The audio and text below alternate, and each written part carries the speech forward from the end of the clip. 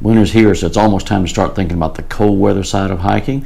Had some folks reach out to me the other day, wanted me to go through and review a pair of heated gloves. I'm typically into the little fingerless wool gloves, but today we're going to go through, check out this from Sabot Heat. These are their battery-powered heated gloves. I will tell you, these guys did send me these gloves. They gave me no direction whatsoever on what to say. Just asked me to go through and do a review on the gloves, so let's check them out.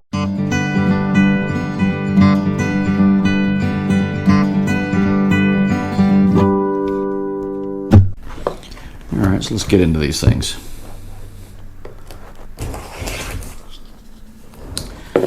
Okay, so two 2500 milliamp lithium ion batteries, not bad. Obviously they are directed toward outdoor activities. I know there's been more than one opportunity when I've been out and I've forgotten my gloves and I end up hiking around with my extra socks on my hands just to keep my hands from freezing. Just get out on the end of the trekking poles and it gets pretty darn brisk out there and numb sometimes. The package itself isn't incredibly heavy. It's not light, but it's not heavy. Alright, that's all that's in here. Okay, so obviously we've got the charging cable here. That's all one port, one charge port with both of them running in parallel. So we're charging both gloves at one time. Let's check the glove out.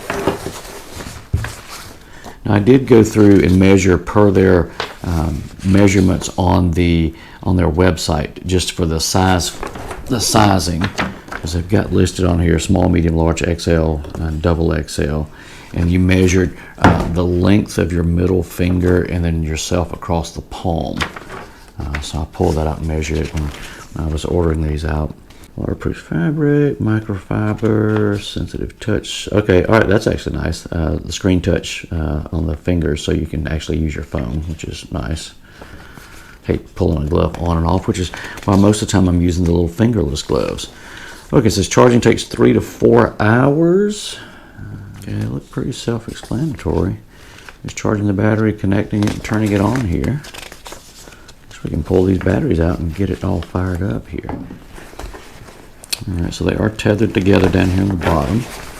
Like I said, the gloves aren't super light, but they are not incredibly heavy either. So following their instructions on the website, the fit is pretty darn on point. They're snuggish. You need to have a little adjuster here, a little Velcro adjuster in the middle, which is nice to have.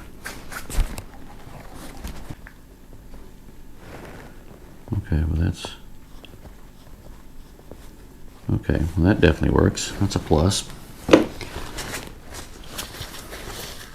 Let's get down here and get inside the batteries, and so we can get these things on the charger and try this thing out. Oh, okay, so they're not even plugged up yet, which is good. So they're just stored inside there. So you just got the little tether here. You plug in pretty smoothly. The batteries aren't huge, which is good. Don't want a 5-pound weight hanging off both hands. All right. Yep, 2500 milliamps. Yeah, all right, let's get these out and get them charging. Okay, let's jump into this. I've had a chance to get them charged now and play around with them a little bit, so let's talk about what we found. So one thing that I thought was kind of interesting, let's see if I can make it do it again. I plugged the batteries back up, and when I charged them the initial time, all I did was just, once they were done, I kind of went in and unplugged them because I wasn't ready to mess around with them at that point. But I did notice that when I did that, I'm not sure if you guys can see it or not, indicator light is back on, so I think it's probably draining back off the batteries to run that. So if you're in a spot where you're worried about them trickling down, I would not leave them plugged in. I'll definitely go through and pull these things out just to make sure, but it did charge nice and quickly. Yeah, see that indicator light's off now. So it pulls the battery power back off of these. So just go through and unplug these whenever you're done charging and don't leave them plugged up.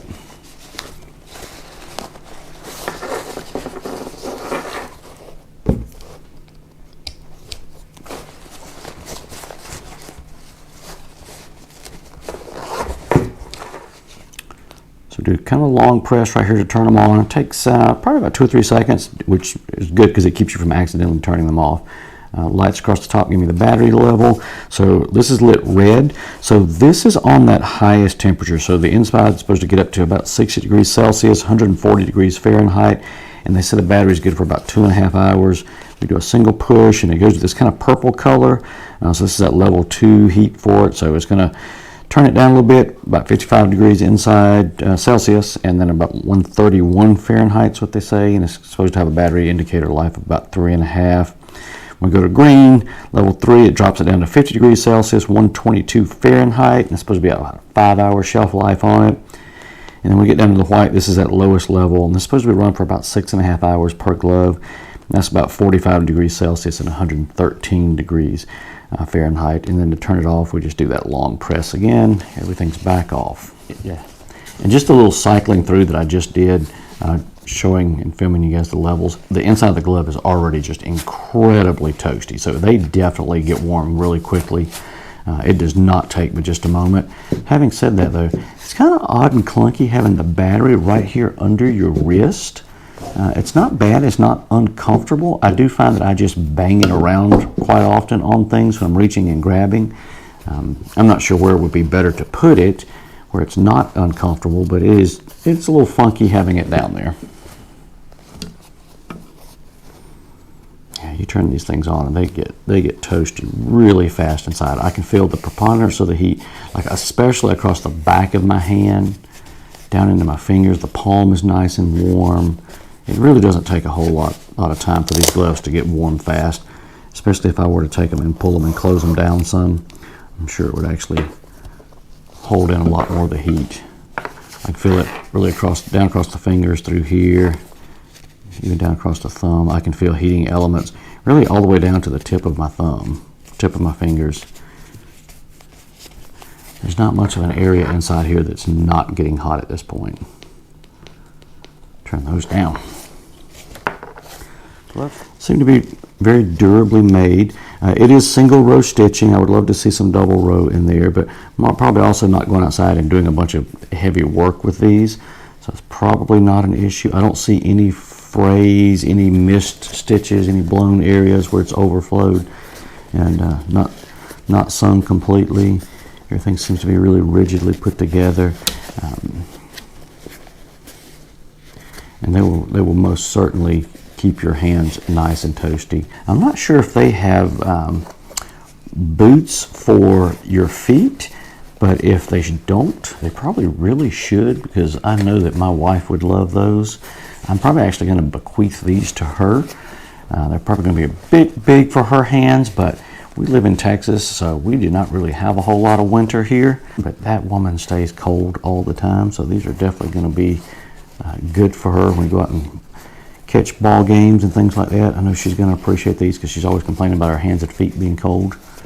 And okay, folks, if you're in the market, hopefully you found that beneficial. I know we're kind of going into the winter season here, so I thought it was a timely video to do for you all. These right now sell on Amazon for right at $70. I'll throw a link to not only them and Amazon, but then also to the website here in the description below, just so you guys can go out and check them out if you're in the market.